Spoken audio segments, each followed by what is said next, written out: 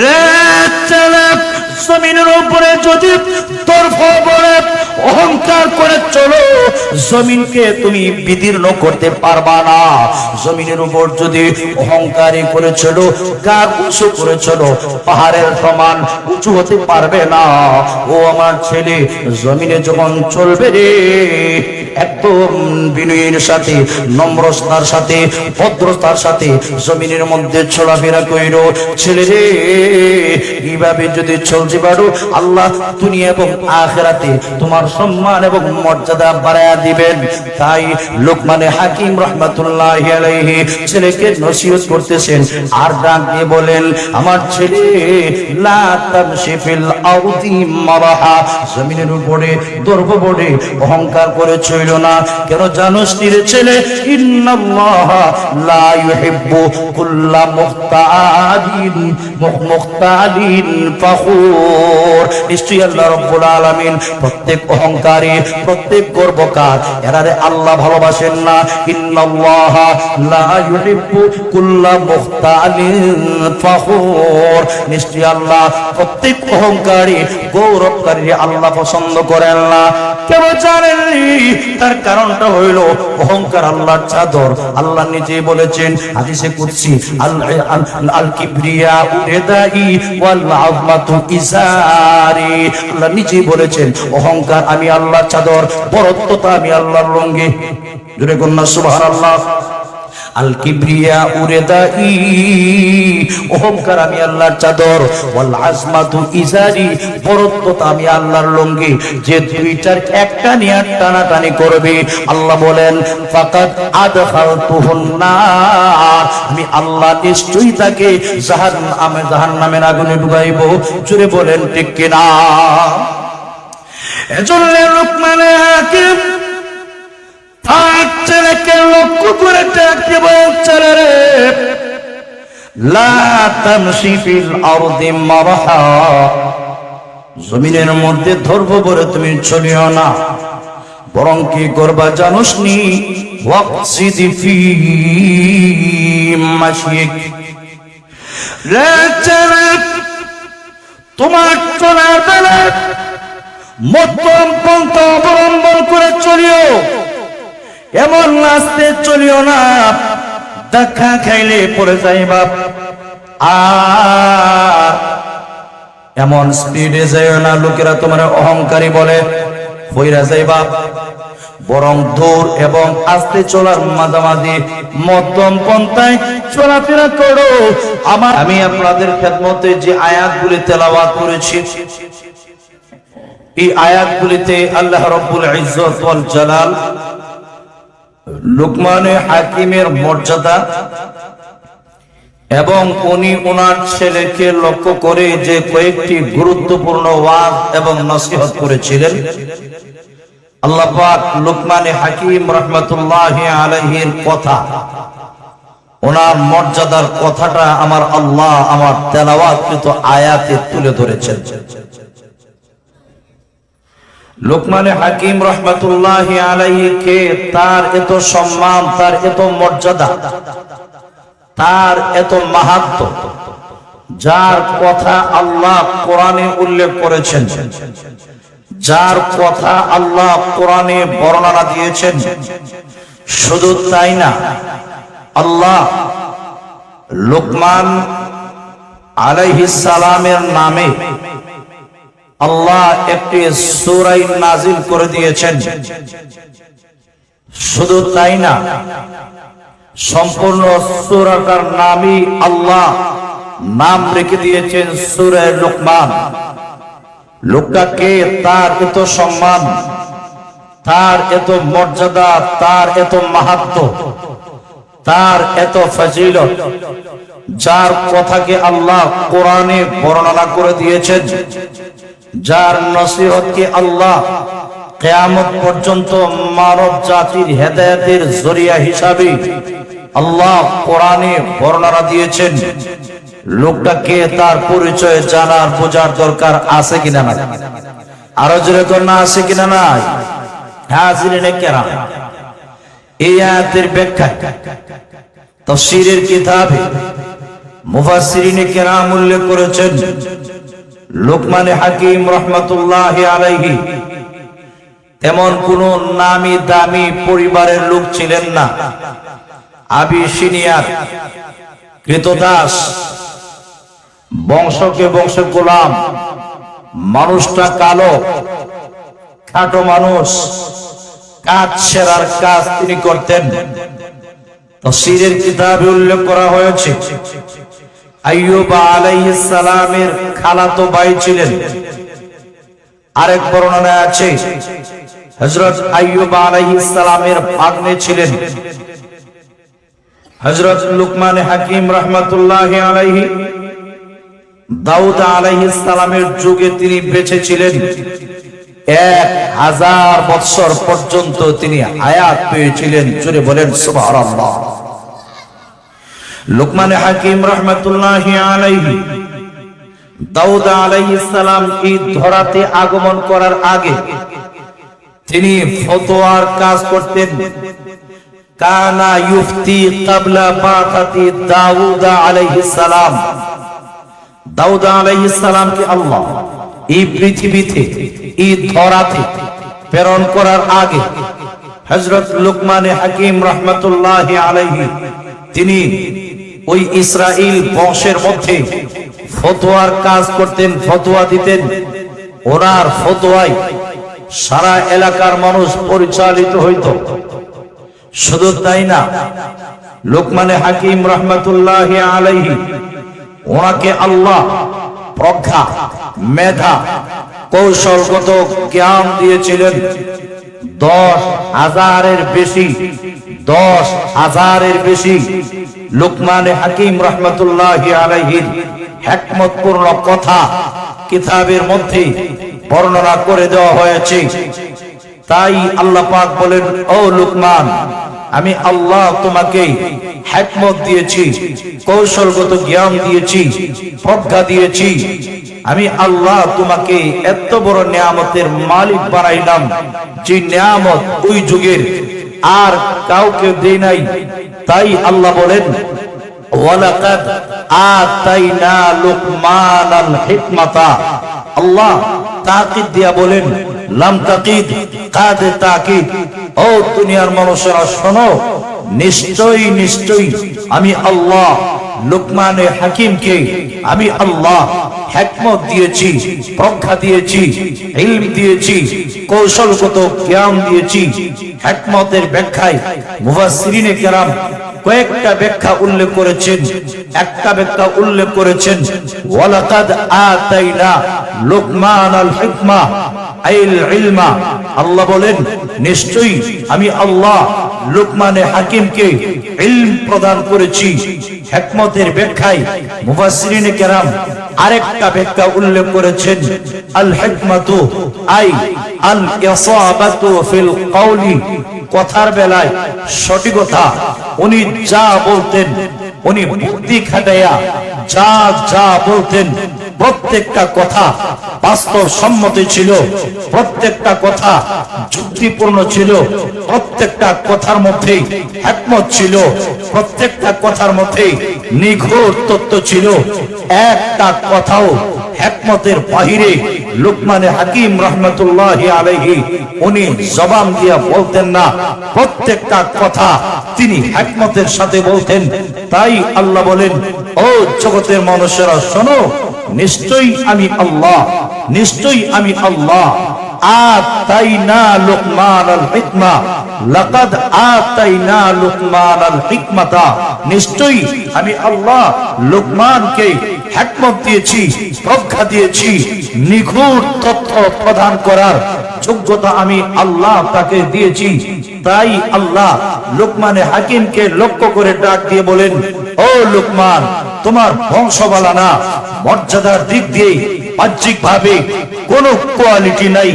কালো মানুষ, কুচনি মানুষ, বিশ্রী মানুষ, খাটো মানুষ, নাক মোটা মোটা, দাঁতগুলি বের হয়ে গেছে, পা গুলি পাঠা, কিন্তু এত সম্মান, এত মর্যাদা আল্লাহ দিয়েছেন, যার কথা শোনার জন্য যুগের মানুষ পাগল করা ছিল। জুড়ে আওয়াজ দিয়ে বলুন সুবহানাল্লাহ।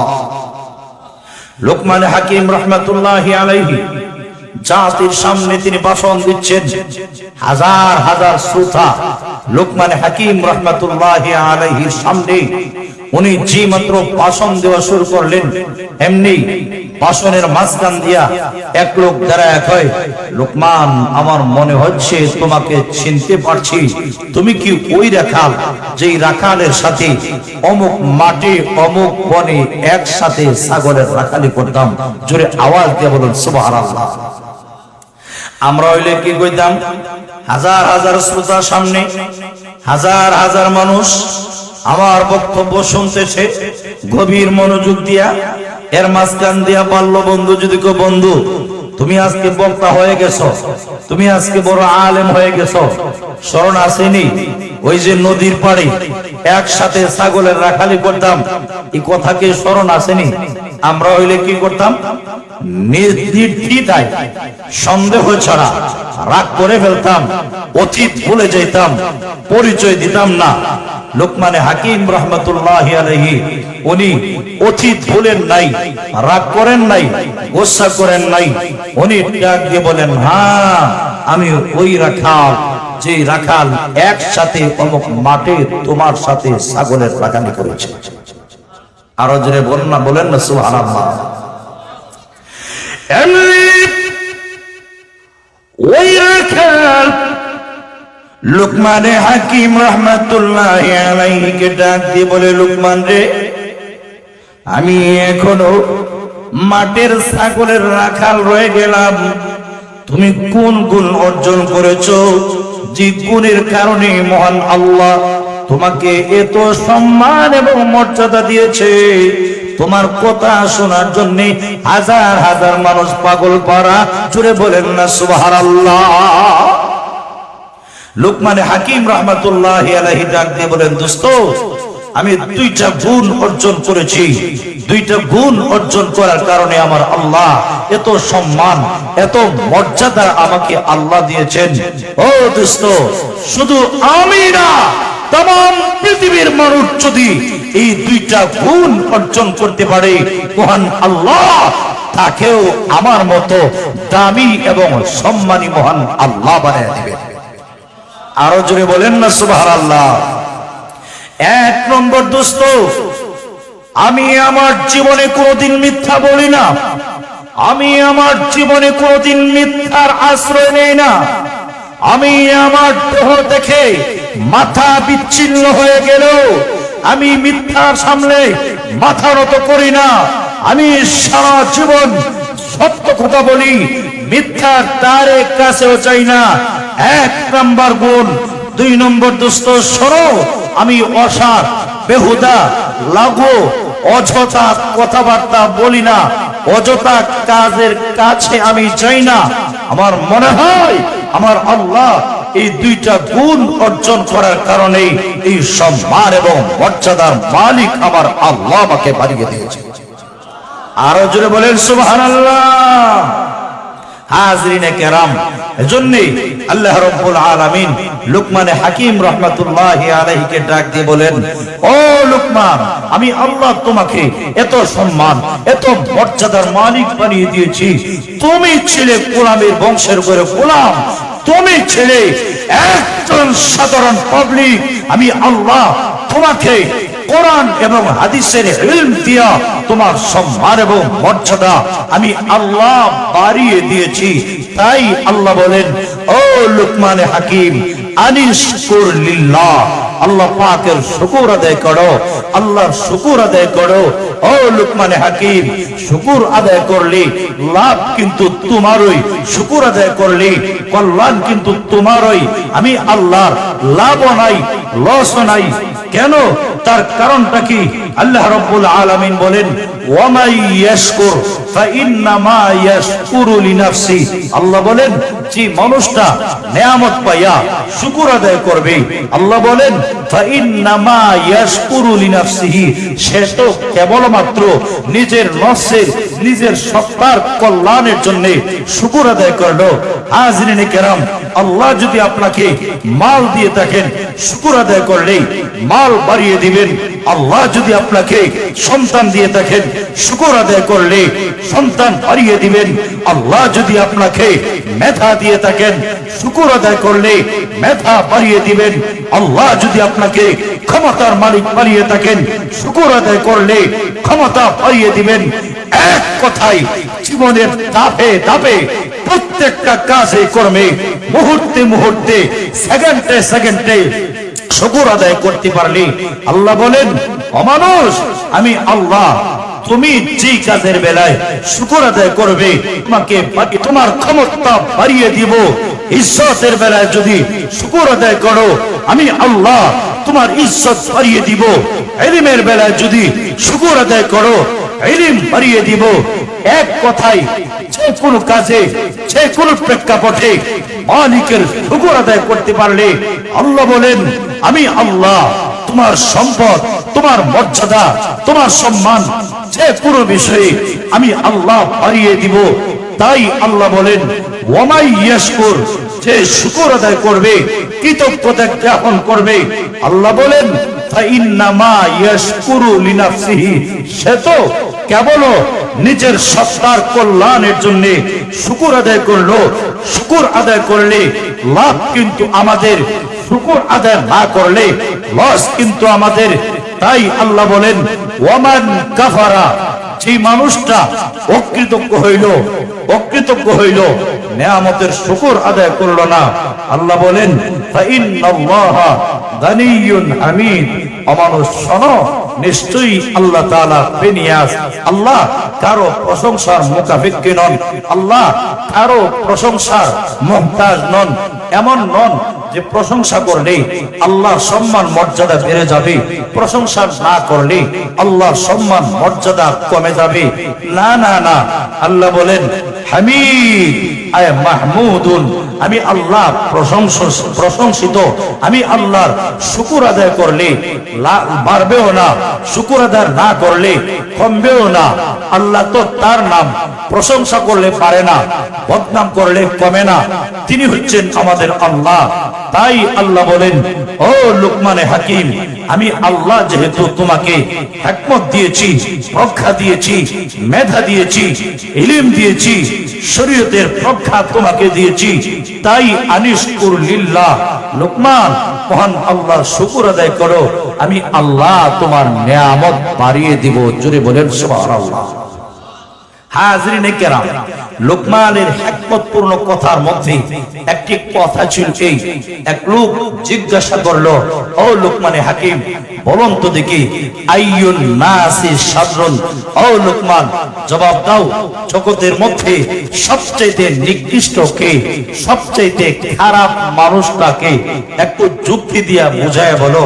লুকমানে হাকিম রাহমাতুল্লাহি আলাইহি জবাব দিলেন, শাররুন নাস আল্লাযী লা ইউবালি আন রাআহুন নাসু মুসিআ। লুকমানে হাকিম রাহমাতুল্লাহি আলাইহি কি সুন্দর কথা, কি প্রজ্ঞাপূর্ণ কথা, কি যৌক্তিক কথা উনি জবাব দিলেন। শাররুন নাস, মানুষের মধ্যে সবচেয়ে নিকৃষ্ট, অর্থাৎ সবচেয়ে খারাপ তিনি আল্লাযী লা ইউবালি, যে মানুষটা এই কথার পরোয়া করে না, আন রাআহুন নাসু মুসিআ, লোকটা তাকে মন্দ বলুক, এই কথার যে পরোয়া করে না। লুকমানে হাকিম রাহমাতুল্লাহি আলাইহি বলেন, ওই লোকটা নিকৃষ্ট মানুষ। আরো বুঝায় বলি, লুকমানে হাকিম বোঝাতে চান, যে মানুষটা সুদ খাওয়ার পরে তাকে সুদকুর বললে সে জবাব দেয়, লোকেরা আমাকে সুদকুর বলুক, আমার দেখার টাইম নাই। ঘুষ খাইলে ঘুষকুর বললে সে জবাব দেয়, আমি ঘুষকুর, আমাকে ঘুষকুর বললে, মানুষ বললে আমার দেখার টাইম নাই। লোকটা জিনাকুর, জিনাখার বললে পরোয়া করে না। কিবতকুর, কিবতকারী বললে পরোয়া করে না। মুনাফিক, মুনাফিক বললে পরোয়া করে না।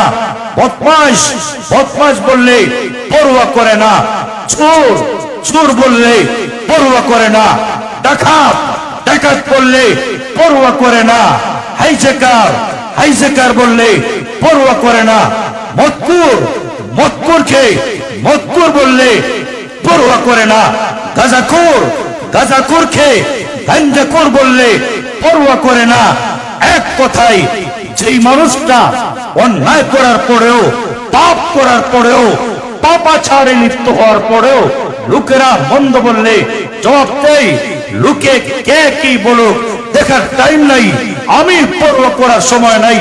লুকমান হাকিম বলেন, ওই মানুষটা সমাজের কীট, ওই মানুষটা সমাজের আফাত, ওই মানুষটা সমাজের সবচাইতে নিকৃষ্ট, ওই মানুষটা সমাজের জন্য আযাব এবং গজবের কারণ।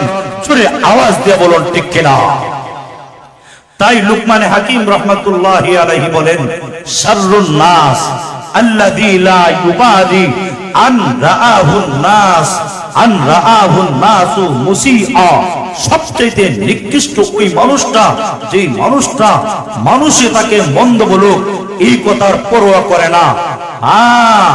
ইনসাফের উপর থাকলে, আপনি যদি হকের উপর থাকেন, আপনি যদি দ্বীনের উপর অটল অবিচল থাকেন, আপনার বিরুদ্ধে যদি আপনার ছেলে চলে যায়, মা চলে যায়, বাপ চলে যায়, তাম পৃথিবী চলে যায়, হকের উপর যদি অটল অবিচল থাকেন, সারা পৃথিবী চলে যাক, কোনো পরোয়া নাই। জোরে আওয়াজ দিয়ে বলুন ঠিক কিনা?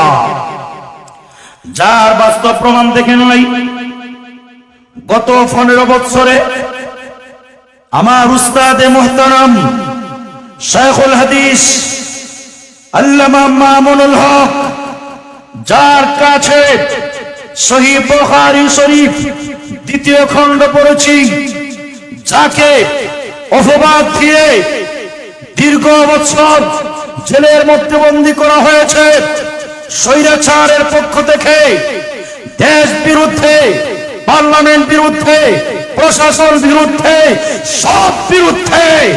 আল্লাহর প্রিয় বান্দা একটা সেকেন্ডের জন্য দুর্বল হন নাই, শেষ পর্যন্ত আল্লাহ সত্যকে উন্মোচিত করে আল্লাহ জাতির সামনে তাকে জাতীয় লিডার হিসাবে আল্লাহ পরিচিত করে দিয়েছেন। জোরে আওয়াজ দিয়ে বলুন ঠিক কিনা? হকের উপর যদি আপনি ধৈর্য ধারণ করতে পারেন, হকের উপর যদি অটল অবিচল থেকে যদি আপনার জীবনটা চলে যায়, মনে রাখবেন এই ক্ষুদ্র জীবনটা যদি আল্লাহর রাহে উৎসর্গ করতে পারেন, মরণের পরে রব্বুল আলামিন আপনাকে এমন একটা জান্নাত দিবেন, সারা জীবনের দুঃখ কষ্ট 1 সেকেন্ডের ভিতরে বলে যাবেন। জোরে বলেন ঠিক কিনা? হাজরিনে কেরাম, এই কারণে লুকমান হাকিম রাহমাতুল্লাহি আলাইহি উনি ওনার ছেলেকে লক্ষ্য করে ওয়াজ করেছেন। তাফসীরের কিতাবে উল্লেখ করা হয়েছে, লুকমান হাকিম রাহমাতুল্লাহি আলাইহির ছেলে, যেই ছেলেকে লক্ষ্য করে তিনি ওয়াজ এবং নসিহত করেছিলেন, ছেলে ছিল কাফির, এমনকি ওনার স্ত্রী পর্যন্ত কাফেরা ছিল। স্ত্রী এবং ছেলে ওনার নসিহত শুনে, ওয়াজ শুনতে শুনতে শেষ পর্যায়ে কালিমা পড়ে মুসলমান হয়ে গিয়েছিলেন। জোরে বলেন সুবহানাল্লাহ।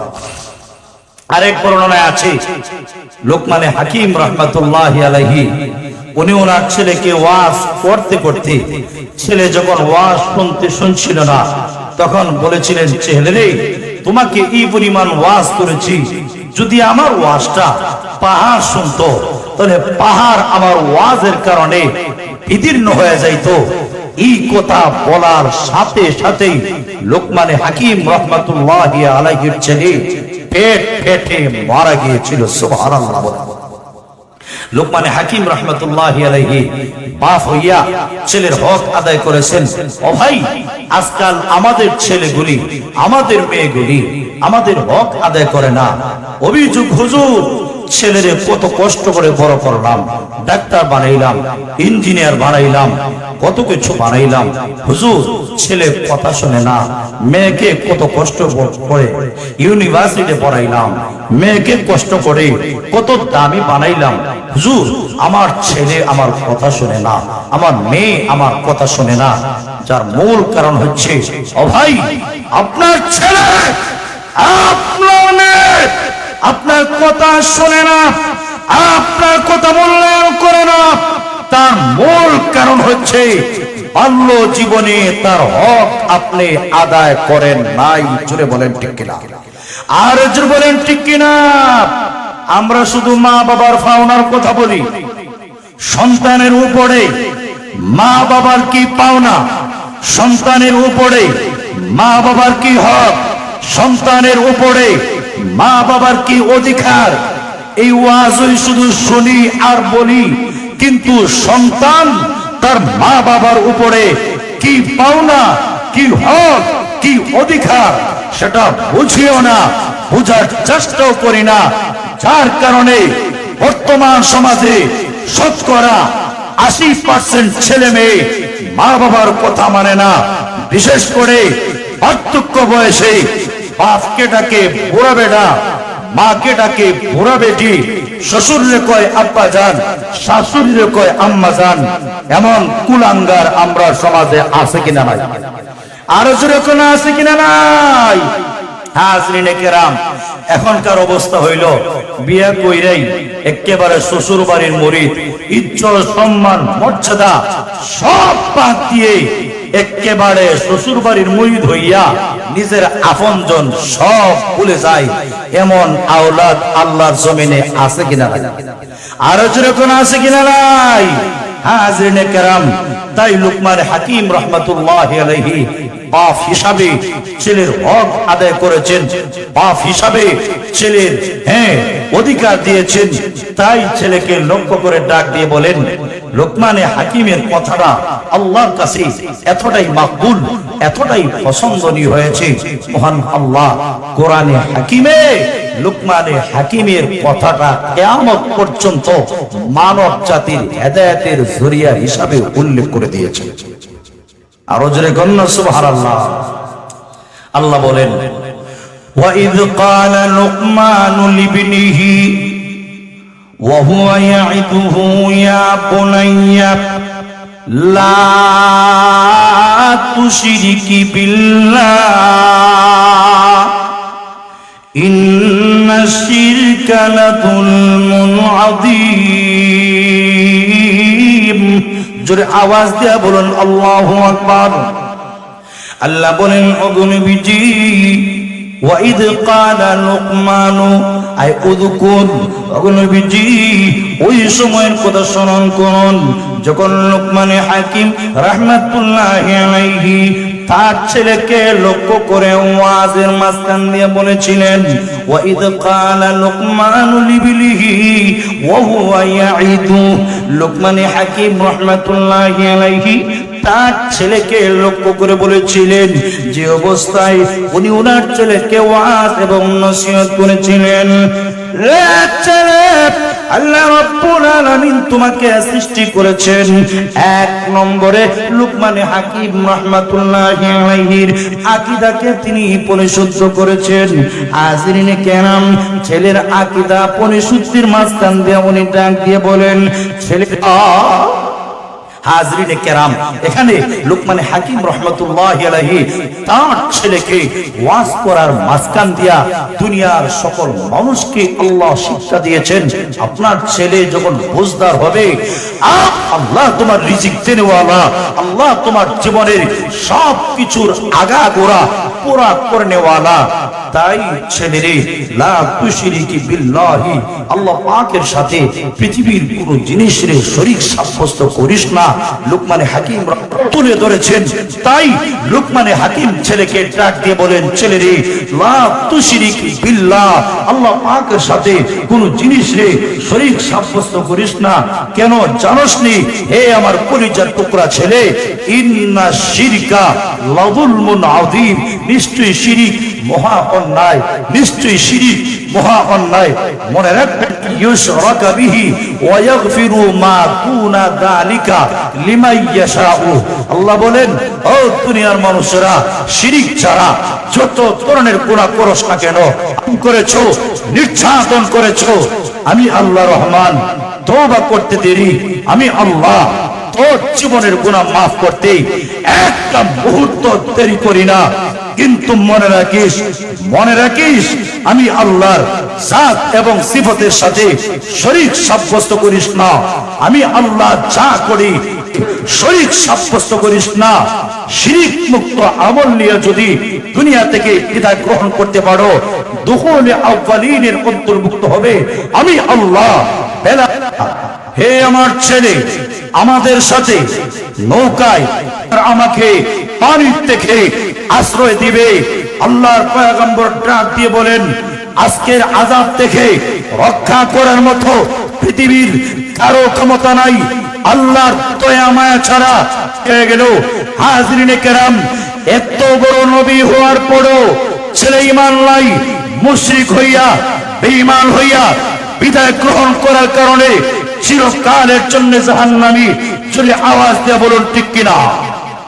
শুধু তাই নয়, লূত আলাইহিস সালাম স্ত্রী কাফেরা, ঈমান নাই, চিরকালের জন্য জাহান্নামী। আমাদের নবী, বিশ্ব নবী মুহাম্মদ আরবি সাল্লাল্লাহু আলাইহি ওয়াসাল্লাম, ওনার কলিজার টুকরা চাচা আবু তালেব, যে আবু তালেব নবীর জন্য ওনার জীবনে এমন কিছু নাই যা নবীর জন্য করেন নাই। আবু তালেব যতদিন পর্যন্ত জীবিত ছিলেন, যতদিন পর্যন্ত আবু তালেব এই ধরাতে জিন্দা ছিলেন, রব্বে কাবার কসম, মক্কার পুরো বেঈমান কাফির নবীর উপর আক্রমণ করবে দূরের কথা, বিশ্ব নবীর চেহারার দিকে তাকায়া চোখ রাঙ্গিয়ে কথা বলবে, মক্কার কোন বেঈমান কাফিরের এমন কোন ক্ষমতা ছিল না। আজীবন পর্যন্ত বিশ্ব নবীর জন্য নিজের জীবনের সবকিছু বিসর্জন দিয়ে দিয়েছেন, কিন্তু ঈমান নাই। ঈমান না থাকার কারণে আল্লাহু আকবার, লম্বা ইতিহাস বলার সময় আমার হাতে নাই। নবীজি তার কাছে গিয়ে বারবার চেষ্টা করলেন, হে চাচা, একবারের জন্য কালিমা পড়ে মুসলমান হয়ে যান। আমি ওয়াদা দিলাম আল্লাহর কসম, আপনাকে জান্নাতে না নিয়া একটা কদম আমি জান্নাতের দিকে পা বাড়াবো না। চলে আওয়াজ দিয়ে বলুন সুবহানাল্লাহ। আবু তালেব তখন জবাব দিয়েছিল, বাতিজা মুহাম্মদ, আমি জানি তুমি যে আল্লাহর সত্য নবী, কোনো সন্দেহ নাই। যে ধর্ম নিয়ে আগমন করেছো এই ধর্ম যে সঠিক, কোনো সন্দেহ নাই। যে কিতাব নিয়ে তুমি আগমন করেছো এটা যে আল্লাহর কিতাব, কোনো সন্দেহ নাই। কিন্তু আমি একটা কারণে তোমার সত্য ধর্মকে মেনে নিতে পারলাম না। আরব দেশে আমার নামে বদনাম হয়ে যাবে। আবু তালেব কত বড় কাপুরুষ, জাহান্নামের বই, পরকালের বই, মরণের বই, বাপ দাদার ধর্মে চুনকালি দিয়ে শেষ পর্যন্ত বাতিজার ধর্ম গ্রহণ করে ঈমান আনয়ন করে ফেলেছে। এই যে বদনাম করবে, তিরস্কার করবে, তিরস্কার যদি না করত, আমি ঈমান আনয়ন করে কালিমা পড়ে মুসলমান হয়ে তোমার চোখকে ঠান্ডা করে নিতাম। এই মুহূর্তে আল্লাহ কোরআনের আয়াত নাজিল করে জানিয়ে দিলেন, ইন্নাকা লা তাহদি মান আহবাবতা। জোরে আওয়াজ দিয়ে বলুন সুবহানাল্লাহ। পবিত্র কোরআনে আল্লাহ নাজিল করে তার হাবিবকে জানিয়ে দিলেন, হাবিব আমার, ও দোস্ত আমার, ইন্নাকা লা তাহদি মান আহবাবতা, নিশ্চয়ই অগণবিজি আপনি যাকে ভালোবাসেন তাকে হেদায়েত করতে পারেন না। হেদায়েতের চাবি আমি আল্লাহর হাতে। আমি আল্লাহ জানি কার অন্তরে হেদায়েতের লাইট প্রজ্বলন করা যার জন্য জাহান্নামী। জোরে আওয়াজ দিয়ে বলুন ঠিক কিনা? আর জোরে আওয়াজ দিয়ে বলুন ঠিক কিনা? হাজরিনে কেরাম, লক্ষ্য করে তাকায় দেখুন, লুকমানে হাকিম রহমাতুল্লাহি আলাইহি বাপ হিসাবে ছেলের হক আদায় করেছেন। এরপরে 2 নম্বর যে ওয়াজটা লুকমানে হাকিম রহমাতুল্লাহি আলাইহি, আল্লাহু মুহাম্মাদুর রাসূলুল্লাহ। মুসলমান মনে রাখবেন, আপনি যদি আপনার ছেলেকে সর্বপ্রথম তাওহীদের বাণী শিক্ষা দিয়া তার দেহটাকে বড় করে তুলেন। আল্লাহর কসম, এই 3 বছরের, 5 বছরের, 7 বছরের, 8 বছরের ছোট্ট বাচ্চাটাকে জামিয়া মুখলিসিয়া, জামিয়া আবু বকর মাদ্রাসায় ভর্তি করে দেন।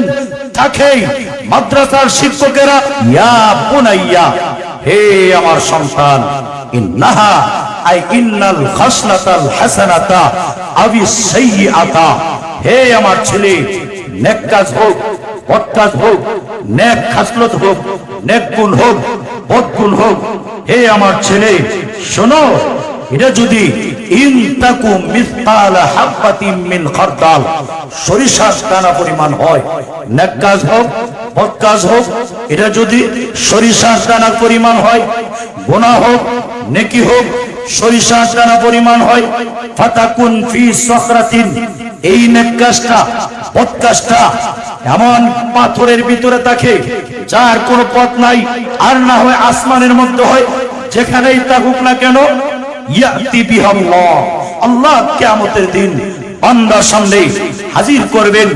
এর মানে লোকমানে হাকিম তার ছেলেকে তা দেখবে না, লিপিবদ্ধ করে রাখবে না, এটা কখনো মনে করিস না। কিরামান কাতিবিন, সম্মানিত লেখকগণ 2 কাদের মধ্যে আছে, কিয়ামতের দিন পাই পাই, এটা কেমন আজীব নামায়ে আমল রে, ছোট বড় একটা, এটা কোনদিন কল্পনা করেন নাই। অথচ ওই দিন আপনার নামায়ে আমল, আমার নামায়ে আমল ভাব হিসাবে আমি যেখানেই থাকি না কেন, আমি এমন ভাবে আমার জীবনকে পরিচালিত করব, আমি মনে করব রব্বুল আলামিন আমার সামনে আছেন, আমাকে উনি দেখতেছেন, অথবা আমি ওনাদের দেখতে পাচ্ছি, এমন দিল নিয়ে যদি আমার জীবনকে পরিচালিত করতে পারি, আল্লাহর ওলি হওয়া সম্ভব। জুড়ে বলেন ঠিক কিনা? হাদিসে জিবরিলে আছে, জিবরিল আলাইহিস সালাম আল্লাহর নবীকে প্রশ্ন করেছিল, ইয়া রাসূলুল্লাহ আখবিরনি আনিল ইহসান আইল ইখলাস, নবী গো ইখলাস কি জিনিস, ইহসান কি জিনিস, আমাকে শিক্ষা।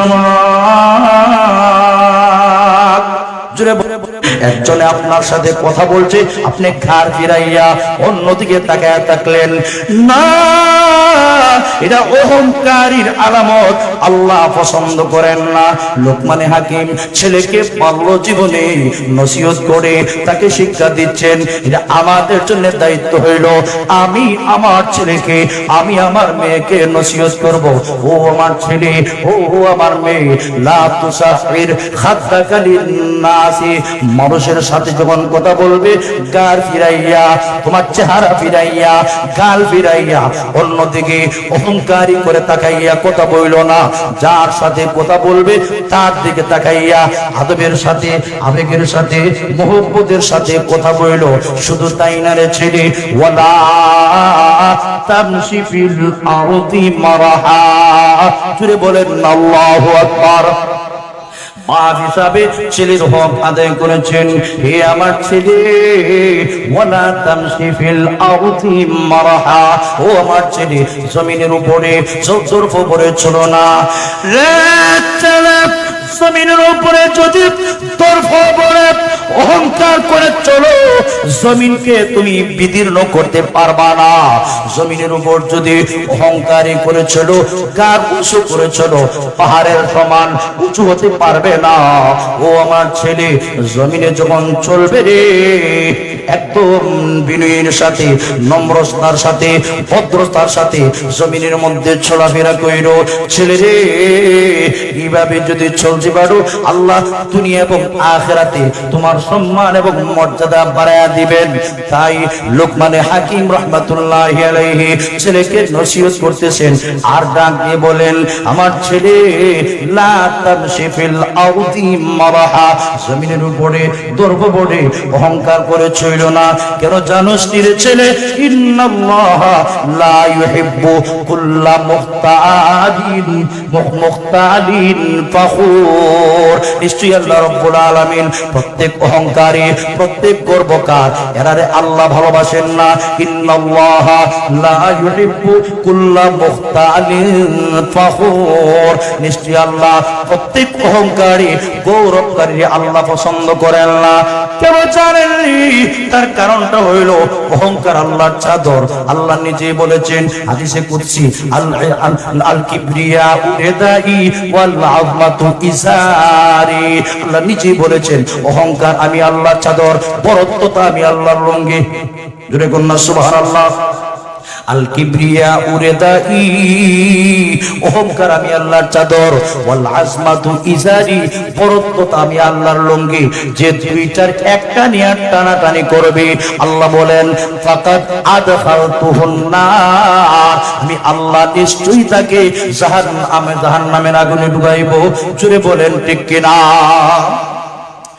এজন্য লোকমান হাকিম তার ছেলেকে লক্ষ্য করে ডাকতে বলছে, রে লা তামশি ফিল আরদি মারহা, জমিনের মধ্যে ধর্ম বলে তুমি চলিও না, বরং কি করবা জানোস নি? ওয়াকসিদি ফি মাশিক, রে ছেলে তোমার চলার বেলা মধ্যম পন্থা অবলম্বন করে চলিও, এমন রাস্তে চলিও না দেখা খাইলে পড়ে যাইবা, আর এমন স্পিডে যাইও না লোকেরা তোমার অহংকারী বলে বইরা যাইবা, বরং দূর এবং আস্তে চলার মাঝামাঝি মধ্যম পন্থায় চলাফেরা করো। আমার নবীর চলাফেরা এমন ছিল, স্পিডেও না একেবারে হালকাও না। নবীজি এমন ভাবে চলতেন, সামাইলে তিরমিজি আছে, আল্লাহ নবী এমন ভাবে প্রত্যেকটা কদম সামনের দিকে বাড়াইতেন যেন নবীজি উপর থেকে নিচু জমিনের দিকে পদার্পণ করছেন। জুড়ে বলেন না সুবহানাল্লাহ। শুধু তাই নয়, লোকমান হাকিম তার ছেলেকে কথার বেলায় শিক্ষা দিচ্ছেন, চলনের বেলায় শিক্ষা দিয়েছেন, কথার বেলায় শিক্ষা দিচ্ছেন। ছেলেরে মানুষের সাথে যখন কথা বলবে উচ্চ কণ্ঠে আওয়াজ দিয়ে কথা বলো না, নিচু আওয়াজে কথা বলিও।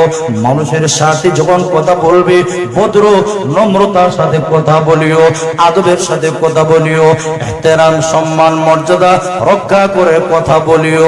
এভাবে যদি চলতে পারো আল্লাহ তোমার সম্মান এবং মর্যাদা বাড়িয়ে দিবেন।